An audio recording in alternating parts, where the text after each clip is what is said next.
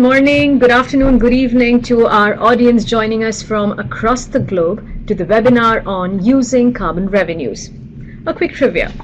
Are you aware that there are 25 carbon taxes and 26 emission trading schemes operational around the world as of May 1, 2019? And that revenues associated with carbon pricing has doubled over the last 2 years.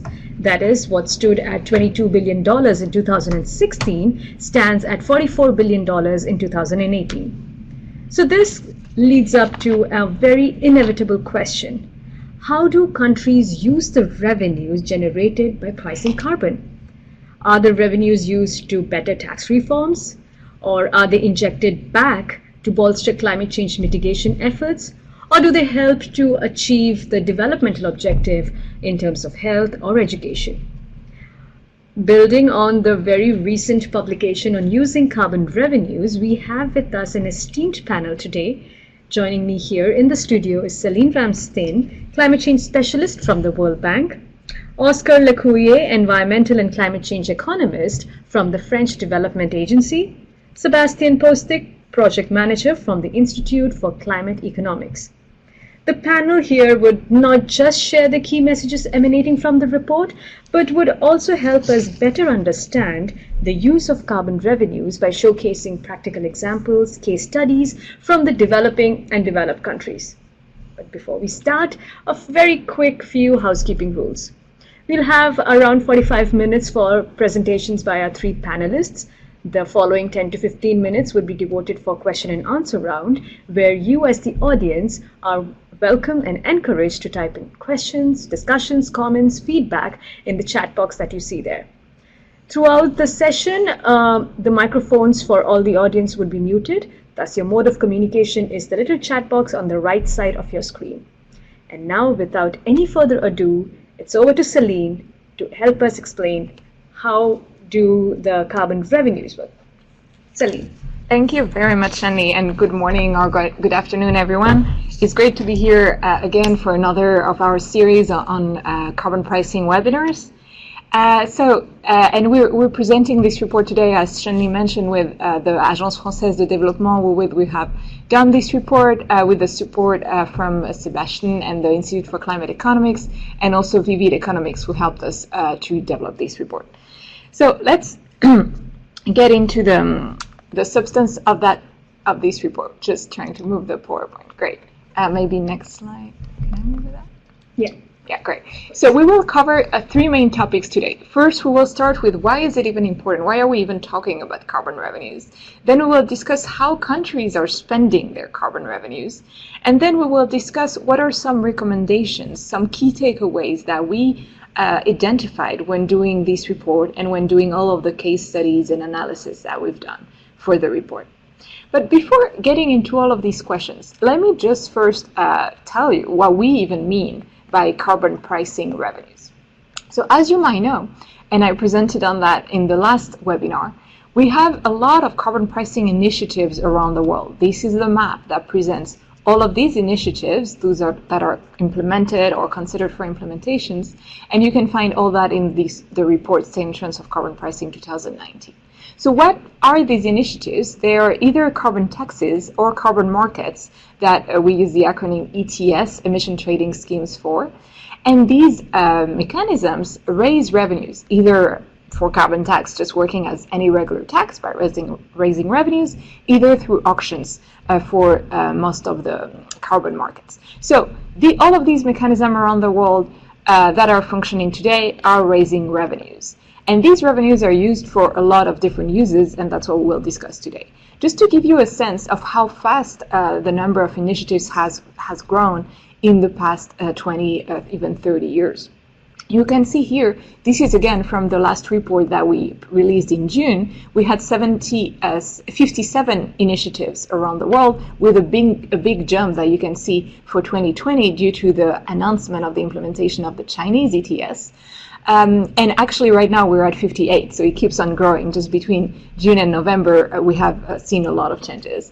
And these translate in revenues, as I was just mentioning. So you can see here on the right, you have the pie charts showing a very fast increase just in the past 2 years the amount of revenues almost tripled. We're here at $45 billion generated thanks to this instrument with, as you can see, about half carbon tax ETSs. We'll get into more details on that in a minute. But this number is pretty big, $45 billion, that you start getting your your Minister of Finance interested in those numbers. However, I will say that it's still a small number if you compare to fossil fuel subsidies, or what we refer to as negative carbon pricing. So policies that de facto encourage the use of fossil fuel instead of actively trying to reduce carbon pollution. So that's something to keep in mind, that if you look at these fossil fuel subsidies, we're talking about amounts at least 10 times bigger than my 45 billion here. So that's just to give you some perspective. But coming back to carbon pricing revenues and carbon pricing policies, so why do they matter? So first, a tax like a carbon tax is less distortionary than most existing taxes. Actually, implementing a carbon tax helps you to set the right incentive to try to lower carbon pollution by making it more expensive to pollute. And we will get to that in a minute as well. It can also help you to lower other taxes, for example, labor taxes, VTA, etc. Another important point for carbon taxes, and that we looked at in a report because it has a lot of importance for how to raise revenue thanks to these type of taxes, is that you can relatively easily put it into place and generate a lot of revenue, because you can levy it, you can have a base that it can be pretty large while targeting only a small number of large businesses. You can also implement it by piggybacking on an existing tax. So you don't have to create a whole system necessarily. You can have reasonably low administration cost and an easy collection by using taxes, for example, taxes on energy or taxes on import of fuel that already exist. And finally, it is also hard to evade, because if you put a carbon tax, for example, upstream on the importation of your fossil fuel or on your production of fossil fuel, this will naturally trickle down throughout your economy, and you don't need to go and tax every single car or every single gas tank or etc. So it can be reasonably easy, it can be reasonably efficient to raise revenue. However, there is a lot more to say about it, and a carbon tax is certainly not just a tool to raise revenue. That's one of its, it can be at least one of its objectives, but there are many other elements. And what we did in this report is not to try to tell you what is the best use of carbon revenue or how to make the most, how to generate the most of revenues. We tried to look at what countries are doing right now across different factors and different criteria. So we have listed them here. You see macroeconomic performance is one of them, but it's really only one of them. The environmental performance, meaning trying to actually effectively reduce emission, is a really important one as well. The political resilience and the acceptability of carbon pricing instruments is absolutely critical, and we've seen that in the past month and years. The social inclusiveness and how fair is the instrument you're implementing is another very important element, as well as the communication and the transparency. People need to know what's happening, and governments have been doing this in different manners. We'll get to that in a minute, and we have a full report on communicating carbon pricing on the PMR website. And last but not least, the government and the management of the revenues is really important. Who is making the decision? Are governments or jurisdiction following up on what they say the revenues would be used, etc.? These are really important questions for the trust and for the effectiveness of the mechanism. So before passing on to my colleagues to answer and reflect on all of those points, just to tell you a little bit about how we came up with this report and what methodology we followed. So you can see the map here, similar map on who is pricing carbon today around the world. We did a lot of surveys. You can see all the countries in light green here. And then we did specific case studies. And it's important to just mention that for the case study, we did not just look at countries that have a carbon tax or an ETS. We also looked at other type of policy like fossil fuel subsidies reforms. First, because it was not always easy to find example of carbon pricing in developing countries with enough history to have lessons to share. And second, because in, for example, fossil fuel subsidies reform, there is a lot of lessons that are directly useful for carbon pricing policies. So we try to reflect in the case studies on some of these lessons and see what they can teach us for carbon pricing policies. So this led us, as I mentioned, to the full report, and we have an annex with all of these 18 case studies that we really encourage you to look at, because to me it's almost as interesting as the report itself. It's really very concrete, looking at very specific examples from real on-the-ground implementation. So without further ado, we'll now dig into the report, and I'll pass the mic or transfer over the Atlantic to Oscar from the French Development Agency, who will walk us through the report. Hello, everyone.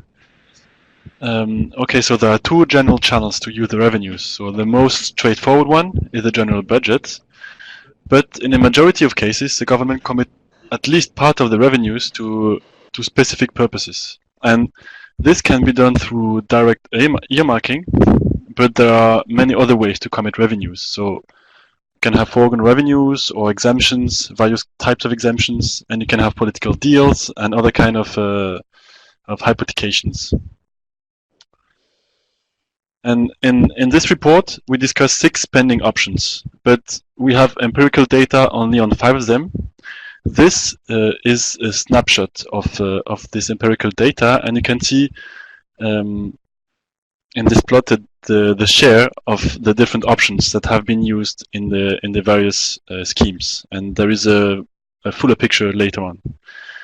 So we can see that 4/5 of all the actual revenues is allocated to either climate projects, climate objectives, or to the general budget, and almost a 50-50 split. And the last fifth is allocated to broader development objectives, so either or direct transfers or tax cuts. But there are some caveats to this graph, and we can see it in the next slide that it's mainly driven by the EU ETS and EU countries, so they drive most, they generate most of the revenues. And of course, in time, when more countries are going to raise more and more revenue, this picture may become more and more diverse. And what we need to remember here is that volumes are not necessarily meaningful, because we have a lot of different particular cases. All the case studies are different. The local context matters a lot, and the most successful cases can represent very small revenues, revenue volumes. So Sweden, for instance, or British Columbia. And what you can see in this full picture, we have a 50-50 split between the ETS carbon markets on one side and the carbon tax, and we can see that the EU ETS drives most of the climate category. So this this large share on the left, and that it's more diverse when you look into all the different country schemes. So let's dive a bit more into all the different spending options. Oh yeah, sorry, the arrow is over here. So in the report, we discussed 6 different options. So we have the 4 that we already saw in the data: tax reforms, development objectives, direct transfers, climate objectives, and 2 options are not covered in the data. And one we call it to prevent carbon leakage, and that's mostly foregone revenue, so it's not possible to show it on the same graph. And the other one is debt reduction, and it's very difficult to quantify.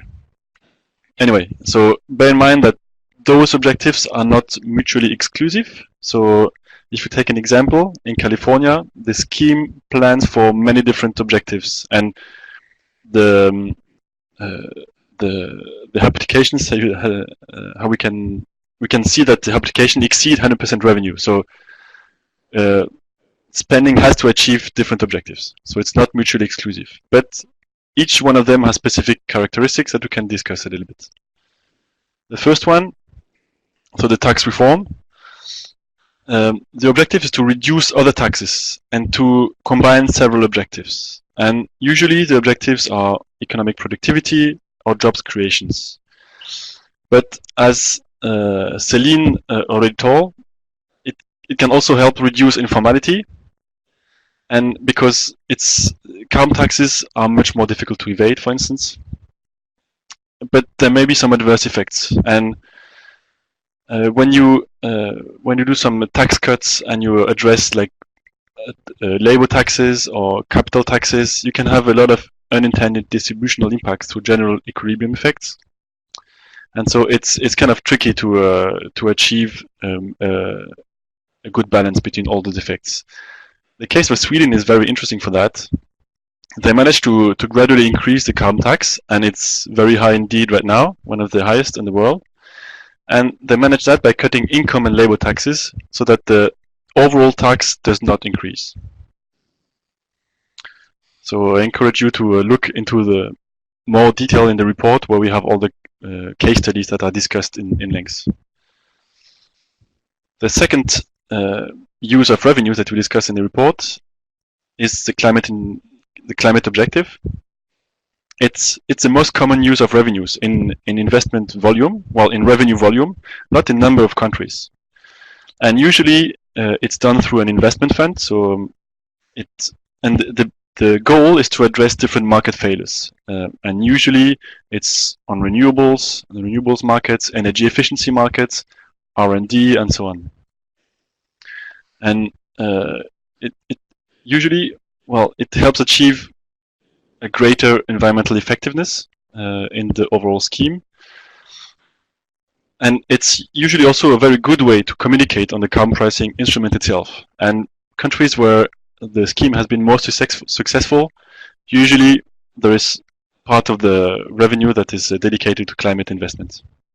It's more easy to communicate on that. In Japan, for instance, all the revenues are allocated to a climate fund that addresses all the different market failures. So energy efficiency, renewables, R&D markets, and so on. The third way of spending revenues is to address different development objectives. So it's a very broad category. And here the focus is on development objectives other than growth, climate, or debt. And it's a way to put emphasis on carbon pricing as a useful tool to mobilize public resources. And it can be a very powerful way to also achieve or to develop a political narrative or an overall narrative with development and climate.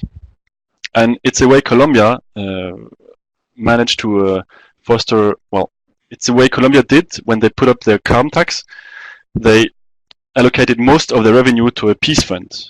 And in Colombia, there is a strong alignment between the climate objectives achieved by this peace fund and also the development objectives of achieving peace. Yeah, and to invest in environmental projects in some of the regions in Colombia in order to foster the peace process. The fourth category are the direct transfers, and here the focus, well, it's most useful when the focus is on affected groups, on households, on other stakeholders, and it's usually done through subsidies or cash transfers. And there is obviously a strong link to social protection schemes, and it can be used to boost equity or even the popularity of the reform. But it's difficult to implement when there is no framework to implement social protection to start with. And India is a good example. They managed to use all the resources that were freed by subsidy reform, energy subsidy reform, and they managed to finance a direct. Well, they managed to fund a more direct social protection scheme through this fund mobilization. The fifth case, the fifth category that we look into in the report is debt reduction. And new public resources can be used also to reduce budget deficits. And sometimes it mechanically, reforming energy subsidy mechanically reduces or frees substantial amounts of fiscal resources. And this mechanically reduces the deficit. And it can improve the fiscal sustainability, as was the case in Indonesia. But it frees resources for future use mainly, and it does not address short-term issues such as equity or and it can bring also like a lot of problems of acceptability if it's not well communicated and understood. The last option that we discuss in the report is we call it prevent carbon leakage, and it's mostly a collection of tools such as free allocations, exemptions, and feebates, and so on. And substantial amounts of revenues can be lost in exemptions and free allocations. And of course, it's not visible in the empirical data that we have in the previous slide, because it's foregone revenue, right? It's revenues that you cannot see, and it's usually used to address competitiveness issues in exposed industries, and but it's very difficult to balance this concern for competitiveness in the industry and environmental effectiveness. And in South Africa managed to implement a carbon tax by accompanying this carbon tax with various exemption mechanisms that address concern in the industry and also towards households, and that prevent a large increase of the energy and the electricity price. But this has to be temporary, and there are some rules to follow in order to implement these kind of options in an effective way. And now we can move to the third part about the key takeaways of the report. And I pass the floor to Sébastien. Sébastien, it's your turn.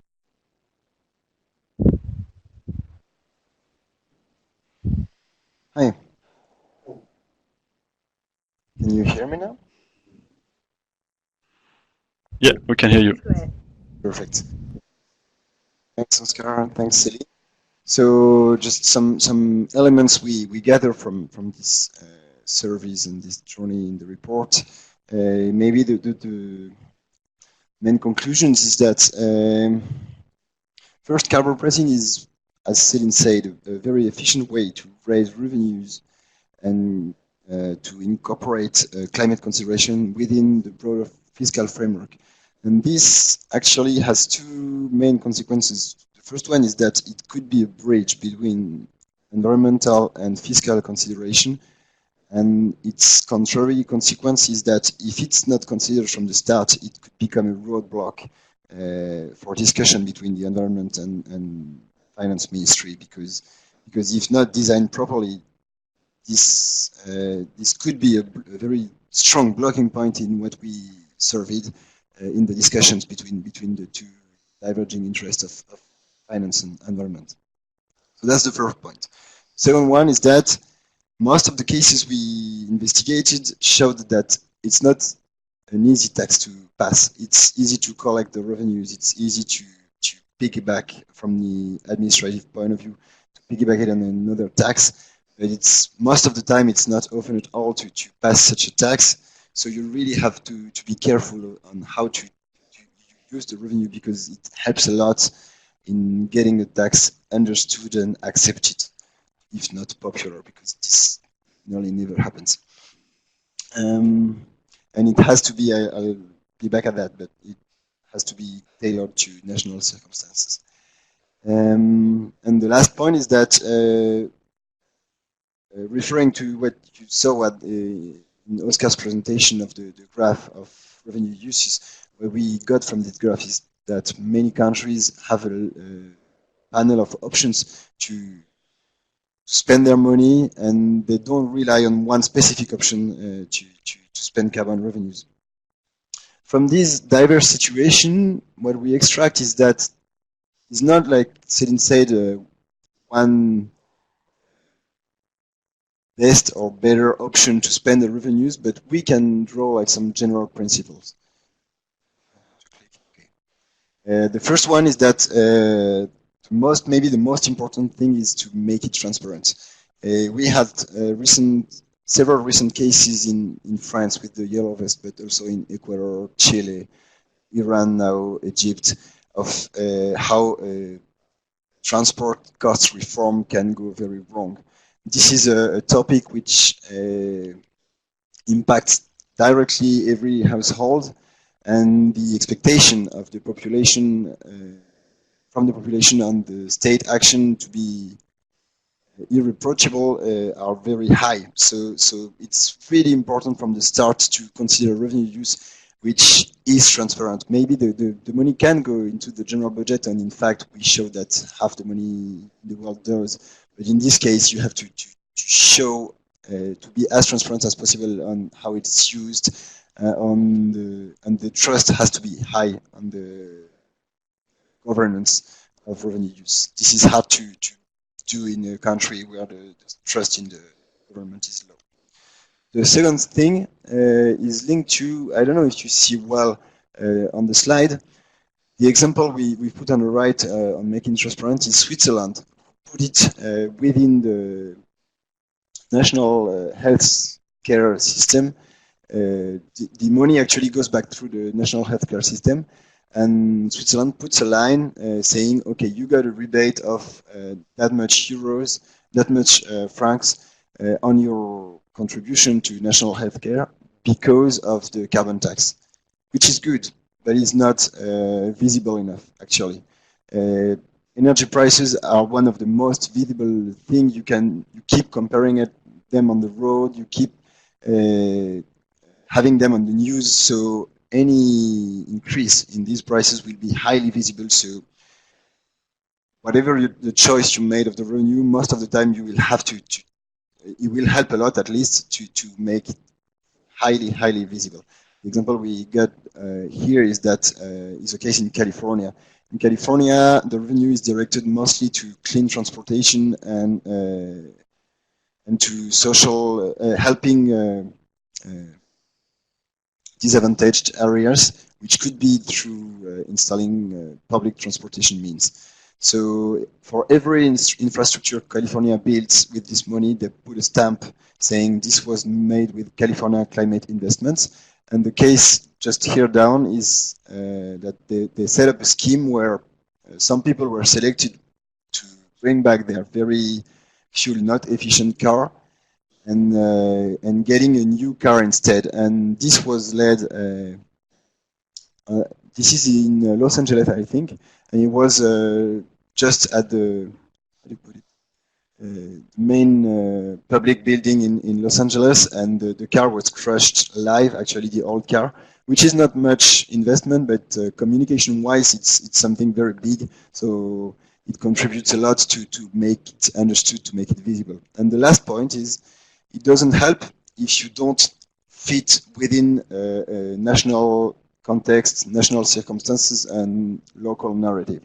So in British Columbia, the first case, it was really into not increasing taxes. So there were very strong commitments on and public commitments on how each additional euro taken through the carbon tax would be deduced or rebated from another existing tax. I already talked about California climate investments. In Iran, the previous reform, the state committed to give back the money even before the subsidy was changed. And actually, each citizen received on his bank account a transfer from the state saying this is the money. And it was the whole advertisement around this case was to say, okay, we are transforming a subsidy to the rich to a subsidy to everybody, because they computed that their subsidy on fossil fuel was mostly benefiting the rich. In Chile, the first reform, when the carbon tax was introduced, was really about education and the fact that education was for pay for everybody. So it was about bettering the national education scheme. So all these cases show that each time what won the deal wasn't climate. It was something that was really close to the national preoccupation at the very moment the carbon tax was passed. And that's something that is very important, and it's more easily done through revenue use than through tax raising, and that's where revenue help a lot to piggyback the tax, not only on an existing scheme, but also on existing preoccupation from the country at this time. Okay, so this is the end of this presentation. Here we are showing some publications, most of them from the World Bank, on carbon pricing, both taxes and carbon markets. And you can find more information on our different websites. And I think we can open the floor to questions now. Yes, thank you, Oscar, Sebastian, and Celine, for that very insightful presentation. Absolutely, it does make a lot of sense when it's coupled with examples and practical case studies. The floor is now open to the audience. Please feel free to type in questions, comments, and our panel is ready to help you with the answers.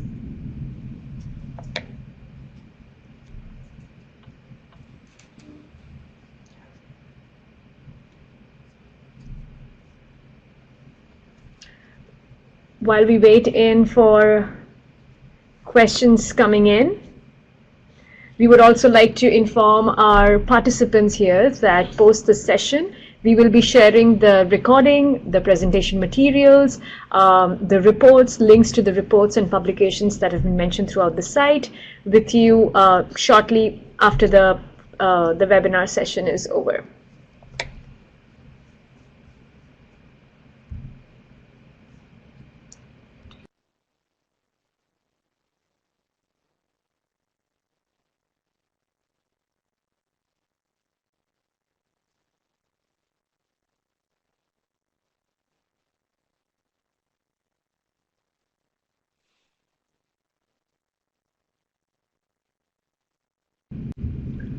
So while we wait for Guillermo Moreau to type in the question, Sebastian, if I can, as an audience, ask you a question, what would you say is how would you relate like the use of carbon revenues with the recent happenings in France? Any case study, any examples that you would like to share in that regard? Yeah, okay. In the case of France, actually, okay, this is for the webinar only, but from what we found in the research, France had it mostly wrong in terms of revenue use. Actually, when this study started, we weren't studying France because this was a study mainly for the World Bank, so the insights and experience were directed mostly for developing countries, so we didn't try to broadcast anything in France. But what we found at this point is that due to a lot of reasons, most of them constitutional or historical, France had to piggyback its tax within an existing tax, but not as an independent one. So revenue were merged within another revenue stream, and it wasn't possible to track anything of France's carbon revenues. They were just feeding part of it, the general budget, part of it, specific accounts, without anybody being able to track any amount. So French is a typical case where the revenue wasn't studied upfront and came as something which was a mere consequence of the tax. At some point, when the Yellow Vests movement erupted, one of the most important questions was, okay, the prices are increasing, but what exactly are you doing with the money? And that triggered a lot of discontent, because there wasn't any answer actually to this question. So that's and at the same time this aspect of say all these considerations that Céline pointed at in the beginning, the social effects, the governance effects, weren't taken into consideration, because the government, when the tax was passed, was very intent in passing the tax, and having met problems, design issues with the constitutions, they were more like focused in dealing with those than in long-term considerations. So from this prospect, France is really enlightening. It wasn't a confirmation, actually, of our conclusions regarding revenue. And what's happening now in France is really interesting, because the tax hasn't stopped. The increase has stopped, but the tax hasn't. And there is a real serious discussion on how to make things more transparent, how to make things more acceptable from the revenues prospect. So the first step was to present an account this year of how the state collects revenue linked to climate and how it uses revenues when it comes to climate, and being able to draw numbers. This was the first time ever in the world of presenting a scan of the national budget with a climate prospect. So things are moving ahead, but France, to begin with, had the difficult start regarding revenues. Yeah, but thank you. Thanks for the insight. I understand that the social acceptability plays a very crucial and critical role in here. Thank you, Sebastian. Moving on to the next question. We have a question from Guillermo, sorry, apologies.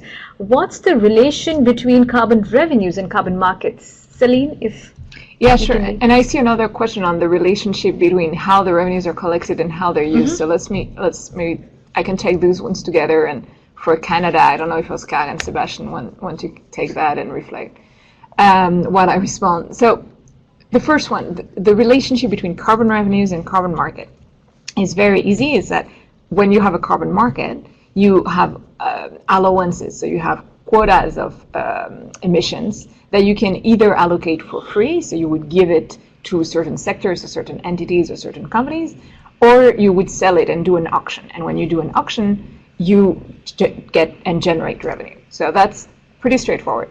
What often people get confused with and unclear with is the international carbon market and the CDM, the Clean Development Mechanisms type of revenues. So when we discussed with a lot of countries, for example, in Africa or in Asia, what they saw as carbon pricing revenues was the CDM money, so the climate finance money that would come to fund projects there. So that can also be seen as carbon pricing revenues, but it's not really revenues for us. So we didn't really cover it that much in the report. It is more a different mechanism where in the international carbon market, at least when it was alive and lively, you would have countries that choose to meet a part of their objective through paying or transferring money and allowances towards other countries. So for example, you would fund a renewable energy or a waste project in whatever countries that limits the emission there or the additional emission there, and that allows you to claim some credits. And this is a money transfer that from the receiving end can be seen as a carbon pricing revenue. So there are kind of two ways of seeing the relationship between carbon revenues and carbon markets. And for the other question, there is no systematic relationship. You can see that there can be trends like within carbon tax of how the revenues are used, or within ETSs of how the revenues are used. But the main thing is are the government rules set, as Sebastian and Oscar covered.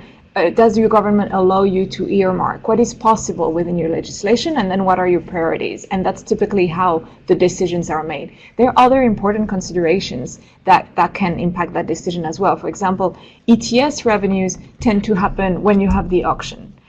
So depending if you need revenues that come regularly, that might not be the best option depending on the use you want to do. Or a tax, you're not necessarily exactly sure of how much money you will generate. So if you need a very fixed amount of money to pay for very fixed spending that you have, that might also not be earmarking for specific codes in this context might not also be the best. So it really depends what you want to use the revenues for, and then some consideration will impact your choice. And it's really important to take into consideration realistic analysis of what can a tax do, what can an ETS do, what are the limitations to choose the best instrument. And of course, then there are also all the other elements like public acceptability and all political economy that we mentioned. Great. And also, Celine, that the audience can get to know about the latest on the carbon taxes, revenues from the carbon pricing dashboard, which soon will be updated as of December 2019. Moving on to a question from Keiko Ashida. And Oscar, if you would like to take that question, it's on Canada. And the participant asked, how about the case of Canada in which the civics were not happy about the carbon tax and Trudeau decided to return the revenues to households? Does it show any lists? I think Sebastian is better placed to answer this question on the developed country. If it's okay, Sebastian? Yeah, it's okay. It's okay with me. So on the Canada case, this is a perfect example of economics not being at the top of the priorities regarding revenue use. In this case, it might prove a very good move in terms of equity, but it hasn't been calculated at the time Trudeau made its commitment. What worked, however, was something that had already worked in British Columbia. It's really readable in terms of transparency and visibility. The people will get the money. There is a strong commitment from the government that the money won't be used to enlarge the state budget, and that's something that was missing or was waited for in Canada when the announcement was made. And this is a perfect case of showing how the revenue use can help a lot increase acceptability of a tax, even though on the other hand, the tax itself actually helps changing behaviors. So the climate goal is already reached through the tax itself, and it's not a problem to redistribute the money then to every household. So I think it helped a lot tax to stay in place, and we are still waiting for the ex post studies to see if it had any impact in terms of distributional aspects. But it's a very good and successful case actually of inverting the trend. Yeah, I can also. He gained, I don't remember exactly, but he gained maybe 10 percentage points of support between before and after his announcement. Thank you, Sebastian. Next question, and it's again shooting out to you, Sebastian. It's from Simon, and he says that you mentioned multiple initiatives are often packaged and can be mutually reinforcing. Do you notice any trends in how these policy packages are structured, and any thoughts on optimal packages to help them be mutually reinforcing? Okay. On this one, the answer is no. We've gone through a lot of literature, theoretical literature, case studies, and what gets out from this is that there is no ideal package that works in any context. It really has to be tailored to the context, and that's the main lesson actually from this study, because there has been like 30 years of theoretical controversy on how was the best way to use the revenue. And each time what came out of that from the economists engaged in this discussion was that their models weren't empirical enough or detailed enough or precise enough to demonstrate the benefits of one particular package over one other. So what really came out of that is that you have to take into account many dimensions that are in some cases very hard to quantify, and so there isn't any winning package for carbon revenues. We have some experience, some very successful case studies, but it really has to be tailored and designed within and for the context where the tax is being brought. Thank you, Sebastian. The next question from Srini Vithana. In the long run, if carbon pricing measures are effective and GHG emissions are reduced, this will lead to a decline in revenues for governments. To what extent is this a concern for countries you look in your report? We can have Oscar and Celine take up the question. Yeah. So do I start? Okay. So first of all, usually the levels of the carbon tax are very small. So it's not a very visible tax in terms of fiscal policy or for fiscal ministries, but it's and also the view is quite different between the environmental ministry and the finance ministry. It's one of the first concerns for the finance ministries, but as I told, it's not a big tax, so it's usually not perceived as a threat. But as soon as the carbon tax gains visibility, this becomes a concern. And for instance, it's a big concern with electric cars and in the car industry, and the long long-term strategies require that the transportation sector move towards electric cars, and this is going to reduce revenues from fuel taxes. And fuel taxes are usually one of the staples of resource mobilization in countries, and it's a very large income for countries, and it's a high concern. It's a big concern for finance ministries that these revenues are going to disappear. And so carbon tax reforms and more generally energy price reforms need to address also this kind of fiscal sustainability in the future. But from the point of view of environmental ministries, it's like new resources, right? It's resources that can be devoted to environmental and development projects as well. So it also depends on who you ask in the government. And maybe just to add on that, so what's totally, of course, agree with what Oscar said. It depends what you use it for, who uses it. But I will also say once we have this problem, it will be a good problem to have. And for now, the taxes are not high enough, and even when there will be, and when eventually emission will decrease, and so we'll have less taxes, this is a matter of decades, not years. So it might be a problem maybe in 50 years, and we can definitely anticipate it and factor it in the use we do of these revenues. But I would say it's not a problem we see right now. And another thing on this is that in the report we looked at some case studies on how did other sectors do that, because this is not a problem just for carbon. It's any industry or any good that you tax that will decrease over time. So for example, extractive goods, how are they managing this transition? The fact that they will get less money down the road because there will just be less, for example, minerals to extract. So you can also have a look in the report at that.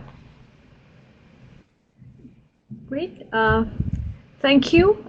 With this, I think we are close to a wrap of this session.